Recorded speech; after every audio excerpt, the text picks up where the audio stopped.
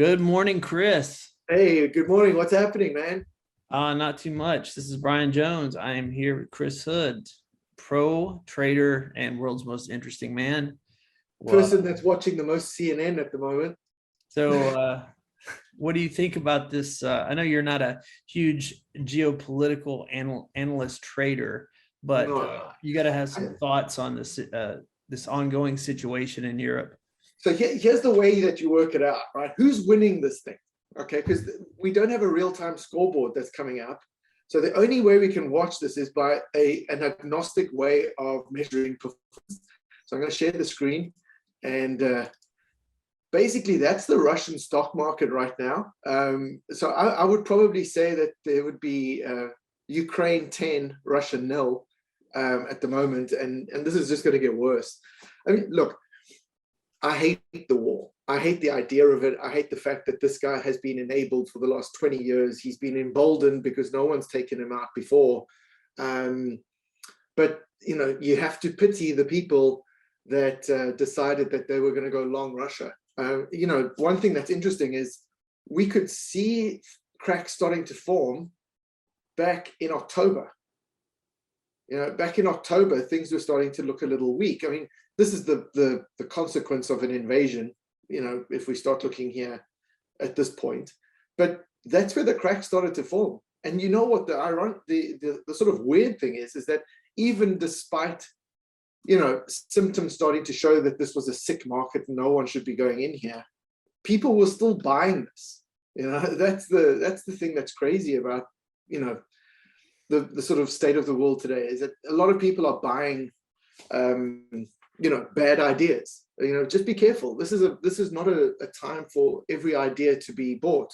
You've got to apply a certain logic to things. And what we've tried to do is be a lot more circumspect about stuff. And this is when the cracks start to show, follow the crack. Right. I was told this by a guy many years ago when I was in the banking industry. He would always say, where there is smoke, there is smoke. He would never assume there was a fire. It's just smoke, and start looking for that. So smoke was starting to form back there in October. You could see that the things were looking bad then, and yet people still bought it, man. They still bought it all the way down. People are still buying it. That's the crazy part. So anyway, I would probably say that Ukraine's got the upper edge at the moment. Look, you've got so many world championship boxers sitting in that in their defense stuff. You've got the Klitschko brothers, you've got Lomachenko, you've got all of these guys, you've got Osik, you've got all of these guys that are supreme combat athletes. One of those guys could just go super punch a whole platoon of guys. I mean, it's sad to look at it. Well, the thing about these wars, like we were kind of mentioning before, is that they're started by people at the top, and those aren't the people that suffer the most. Yeah. The funny thing is, this Zelensky guy, I know he's a stand-up comic, or he was a comedian of some sort. Like an actor and a comedian. Yeah. And you look at the way in which he's leading people, and we've talked about this before, but this guy, honestly, if he can get through this, he's the man of the year, because he has reset the benchmark for politicians everywhere. I mean, could you take a list of any of the politicians we have today, anywhere in any country, and see those people doing what he is doing? He's put on a bulletproof vest and he's standing in the front line, and he's not hiding from anyone. Come and get me, man. Here I am. He's not hiding behind, big walls and bulletproof glass and stuff like that. He's there. And, I can't see any modern leader of any G8 country, my country included, and yours, putting on a bulletproof vest and running to the front line and saying, follow me, guys. Tally ho, people. It's like it's kind of like a little bit of a throwback to the Middle Ages, where the king was on the battlefield with his army. It's like, big respect for that guy. You look at some of the footage that's coming out. I mean, there's a lot of humanitarian issues that can be, that you have to acknowledge, that's sitting in there. I mean, I watched some of the footage of some of the African refugees that have been caused by this and displaced by this, and how badly they've been treated at the borders. these are people that aren't even citizens of the country, just trying to escape war, and how they have been, isolated and discriminated against, and that's wrong. But this war, there can be no winner. And that's the thing, that's the harsh reality of it. There is no winner. The Russian people, this is dead. What Putin has done in a week has pushed these guys back to the Stone Age. And, it's not going to be easy to recover. These big Western companies that are pulling out of Russia, they're not going to be jumping back in once this war's over. And what is the Ukrainian, the Ukrainian stock market is probably tanked a bit too. I was trying to look it up the other day. I couldn't find anything available that you could trade. There's no ETF for it. There's no way to trade it. I do know that it's got quite a thriving startup market in terms of small caps and entrepreneurial kind of things. But you look at this and you go, what is the end game? Like, I just can't get it. I just don't understand it. Does Putin think that he can take over the country and then everyone's going to be okay with it? I don't think that this is going to end easily, and I don't think it's going to end soon. I think it's going to drag on for a long time. This is definitely setting itself up to be a much longer war than what was expected. It's just, can we avoid this becoming something where it polarizes the world in terms of, axis versus allies kind of thing? Yeah, if we can at least keep it local. If it stays local, it'll be bad. You don't want to involve more people. And that's probably why. I mean, I'm no geopolitical analyst. I'm not a military guy. I'm just a normal dude that sits in some place in Canada and trades a stock, right? I have no vested interest in it. But I was saying to my wife the other day, like, with no kids and no family and no responsibilities, I would be on a plane right over there. I would go, because you have to stop this kind of thing. It cannot be allowed to happen. Not in this day and age. What kind of world are we leaving the next generation if we let people like the neighborhood bully get away with this stuff? And that's all it is. You cannot take away a country's sovereign right to self-determination just because you don't like it. That to me just doesn't make sense. So if Ukraine has to, if you respect their sovereignty, they can choose whoever they want to align with, whether the neighborhood bully likes it or not. That's the way I see it. So what he's done is wrong. And I think what the world is doing is sanctioning both individuals and companies and everything. Spot on, bring it on, continue to do it, because the only way you will deal with this kind of guy is let him lose popularity back home. That's the only way you're going to stop it. Other than that, or like Lindsey Graham said, find a Brutus that's willing to pull out a pocket knife or something. That's the other way. But right, it's sad. But if we put this all into context, my heart goes out to these people that are suffering for it, and I hope they don't have to endure it for much longer. But looking at the market, you have to look at the market and make sure that you trade the right side of the trend. Try not to pick a bottom. I was talking to people yesterday who have been trying to pick a bottom in all of this, and they just keep getting shellacked the whole time. It's just, each day it's just another 10%, another 10%.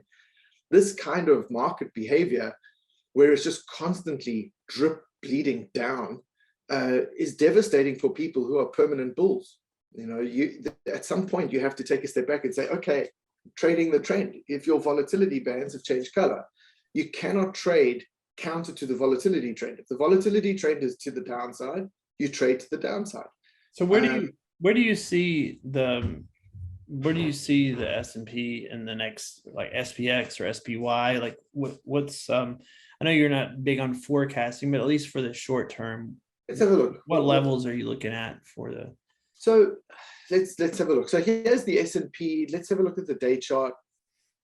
So this is SPX, right? So let's just let these levels load. So here's where I see it going. We're right at the bottom of the volatility range. We've got downward price momentum. We have a squeeze that's fired short. All of our indicators are bearish on our oscillators. This is not something that's going up. All right. So it's difficult for me to justify a movement to the upside, right? It's difficult. If you try and catch the move from the bottom of the volatility band to the top of the volatility band, you can just as easily be wrong, and it will just continue to break to the downside. Here's the next level. Here's the next support levels, 377. If we break this zone here, the 4197, 4163 zone, this little green box, we're coming here. There's enough downward catalysts, should we call them? I hate the word catalyst because it implies something good. There's enough stuff pushing the market down at the moment. And, if we look at our trends, we basically saw this back in November. We knew that this was going to break. Our volatility band started to show weakness here. There was the sort of December rally, then it failed. We had this little, I don't even know what you would want to call it, and then it failed again. If we start looking at some of the actual tools themselves, here we have got this long signal that's triggered, but I can't take a bullish signal in a bearish trend. So I cannot take that squeeze signal until such time as the price breaks the top of the vol band. Then perhaps we've got a sort of idea of maybe starting to average into a reversal trade. But at this point, with a squeeze firing short and no sort of upside momentum on the intraday squeezes, I would stay well clear of this. I'd still be in puts. That doesn't mean that you won't see a day with upward price movement. It just means that the longer trend that we've got is to the downside. So, this level is important. We have to hold here. And then you start adding on some of these extra things, right? So the war is one thing. You've got this interest rate problem in the US, and you've got inflation in the US. So, and you've got the oil problem, right? So now you've got all these other things that are throwing themselves into the mix. I heard that the US wants to release something like 60 million barrels from the strategic oil reserve, and that in itself can stabilize prices, but only for some time. So it's very much a supply-driven issue. If the US bans Russian oil imports, they're not a huge buyer of Russian oil. It's more the Germans and the French that are going to have a problem if the US creates that embargo, because then the allies are going to have to do the same thing. And Germany buys the bulk of its energy comes from Russia. So it creates a big issue, and there's going to become a bit of I think there's going to be a split between how America wants to solve the issue of Russia and how Europe's going to solve it. And it's Europe is a little more dependent. Europe is more dependent on Russian. Yeah. And the problem that comes in is you land up having fractures in policy. And when you start getting fractures in policy, you start creating camps. Are the Germans really against Putin? Are they going to do what needs to be done to, stop the neighborhood bully or not? Is their energy dependence going to create a distortion of what's right and what's wrong? I don't know. I have no idea. All I can see is, in very simplistic terms, never trade counter to the trend. If the trend is down, you stay down and you wait for that trend to reverse, and then you will trade to the upside. So right now, if we don't hold this level, we are coming down here. They're very easy tools to use. If you wanted to, use a Fibonacci, you could use just a simple level here. We can probably come down to this level here, the 4114, and then bounce maybe. I don't know. I'm not a big fan of trying to predict anything. I'd rather just let the volatility bands dictate where direction is going and then trade that way. I find that whenever you do any form of analysis that's predictive, if you are right, it's often pure luck. It's not based on skill. And then you start believing your own BS. And that can be dangerous in volatile times. So I don't do any of this stuff. I don't look at retracements. I don't, the one thing that I find confusing when you're looking at retracements is which time frame is going to be honored, because it can't honor all of them. So I choose the hour, you choose the day. The guy who chooses 15 minutes might have been correct. I don't know. I just trade the volatility trend. Volatility trend right now is to the downside. I would be sticking with puts. We've done some pretty good stuff on the energy. We've talked about it over a couple of weeks. What are some? So energy has been, I know ERX and XLE and CBX and some of the other stocks in XLE have done really well. Are there any other? I know XLU. Yeah, I put a position on started to move. Yep, utility started to move on Friday. We've got some positions in XLU as well.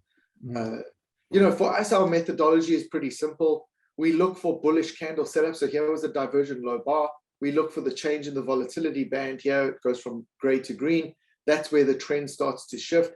Even if your oscillators at the bottom are still reflecting a bearish scenario, this is very powerful. This shift in volatility is key for us. So here is an entry, there is an entry, and so on. So, here with the squeeze firing to the upside, here you've got let's have a look. There was the squeeze consolidation period. So if you were entering XLU back here, you had to survive that pullback over here. But now it's paying off, right? That's the way in which these tools work, is that they try and get you into the trades early enough so that you can benefit from the big moves to the upside. So here, lots of consolidation period, sort of mid-February, and now it's paying off. On energy, we've been trading energy since back in December, around this period here. We didn't close the trade over here. We just held on. We carried on adding on all of our green columns. And, this is now a negative risk trade. Around 30% of what we have at the market is now in a negative risk scenario in ERX. Analysts think oil could get to $200 a barrel. I mean, I don't know. I don't predict anything. We just look at what we see and we trade it. CVX. You're still bullish on energy in terms of and not just because of the war. I think that the inflation story is the most dominant one. Inflation's not going away. You can't print your way out of an inflation environment, right? So there's no way of adjusting this other than increasing the supply of oil, and you can't really increase the supply of oil easily. It was ironic. I started seeing reports yesterday that the US had sent a delegation of people down to Venezuela. I mean, who would have thought that the US would be talking to Venezuela to help them out of the petrol problem? That was just, sign of the times kind of stuff. But yeah, I think with energy, you've just got to stay true to a simple form of analysis. Too many people read too much into too many things. And, when you're trading, you must trade with the objective of being profitable, not trying to be right. No one, I don't try and become, a military expert. I'm not trying to predict the end to a war. I'm not trying to predict the end to a global energy problem. I can't solve those problems, and I'm certainly not going to attempt to predict things.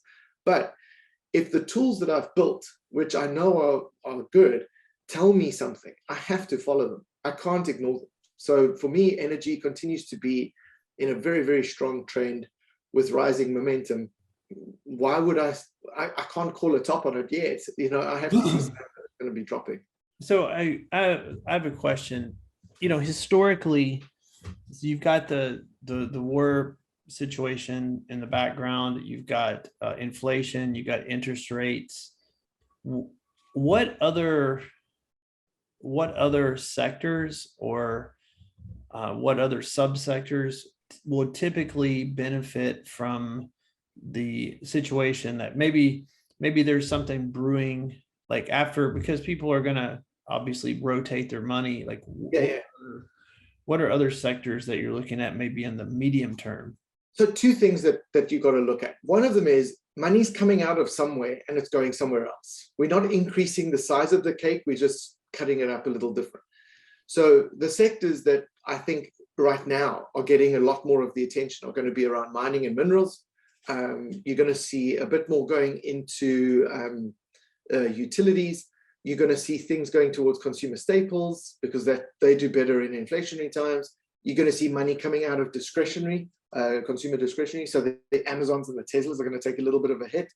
And the big loser over the last couple of months has been the communication side. Google, Facebook, Disney, Twitter, Netflix, all of those companies have taken a bit of a hit. So you have to put things into context now. It's like money's moving from those high-performing stocks that did really well a year or so ago, Google and all of them, and all that money is moving now into the energy complex. Banks and financials are taking a bit of a hit, which was surprising because I would have thought that in a rising interest rate environment, those banks would do better, but it's not really the case. So there has to be an element of watching for the turnaround in XLC. All right, so that's the one stock that I watched pretty much every day. Let's pull it up. So here's XLC, and you can see this dramatic reduction. This sort of sell-off that started around about the beginning of January. In fact, it goes back even earlier. You could say it started in September. It's just been this bleed from the third quarter earnings, right? So from September, boom, it's just been, it's been hammered. At some point, this has to turn. At some point, this is going to turn, and it will turn when the price gets back above the volatility band. So, if we break 69.27, it's a far way away from 64.09, and we get above this zone, we have that movement to come. Then we've got a bit of chop and a bit of resistance. We might land up sort of, trending sideways for a bit, but we need to keep our eye on this. I watch this every day. So at some point, this is going to change, and that will be where the money's going to go. So how it works, when you've got these sectors that are outperforming, those outperforming sectors then lose momentum. They lose their relative strength. They become overbought. People start to take their profits. That money's got to go somewhere. It's going to go to the ones that are oversold with lower momentum, and that's what pushes the prices of those sectors up. So XLC is definitely something you should put on your watch list. XLF is another one. XLK. XLK is the other one. Yeah, I think with the technology, it's taken a beating, like all the tech stocks really absolutely hammered down. Yeah. But I can't imagine, Microsoft going under. So you're spot on. We are getting bullish signals in a bearish trend. And what we've got to do, though, is we recognize that, but we need to wait for price to stabilize up into a new trend. We cannot just take a signal because it's there. You still have to be conscious of trend. So from here, no, we will wait for that to break up above 157. That's a big jump. 144 to 157, it's a big jump.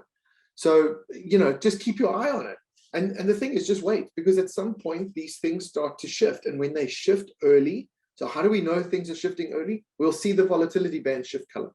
When the volatility band shifts color and our oscillators at the bottom start becoming bullish, so losing momentum to the downside, so they start becoming a little bit more dark red, we start seeing compression starting to form, we start to see squeezes on the intraday, we start to see the MACD crossing up above zero, all of those things start becoming a little bit more bullish, then we have a potential to start building a position.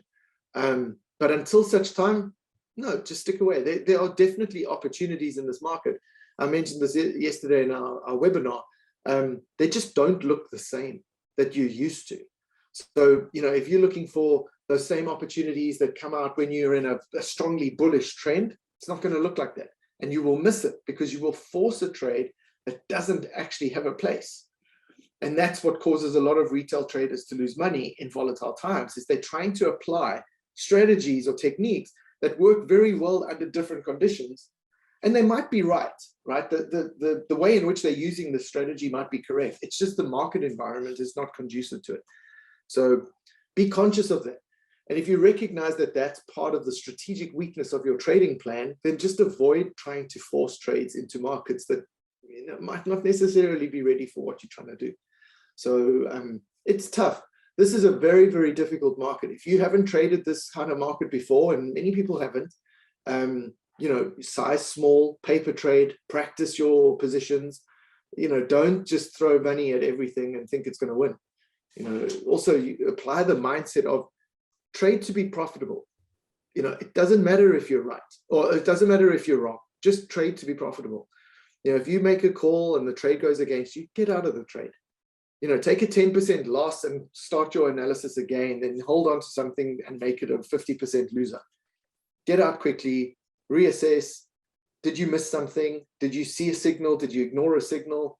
Then you can go back into the trade. And that's how we try and do it.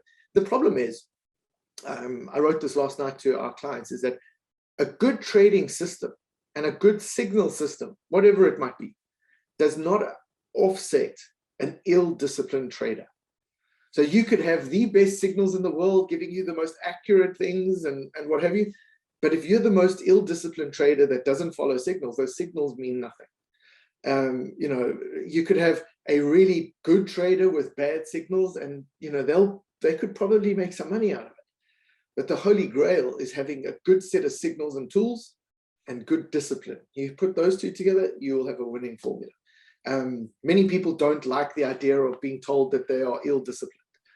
So, when I have some clients that come to me and they've, experienced losses, or, they haven't done very well. When I look at some of the trades and we go back and we have a look at signals, often it can be a pretty horrible conversation when I tell them that there were 12 signals telling you to get out and you ignored all of them. It's like that, I want to win the lottery conversation. And right. The guy dies and goes up to heaven and he says, you never let me win the lottery. He says, but you got to buy a damn ticket. You got to get that ticket first.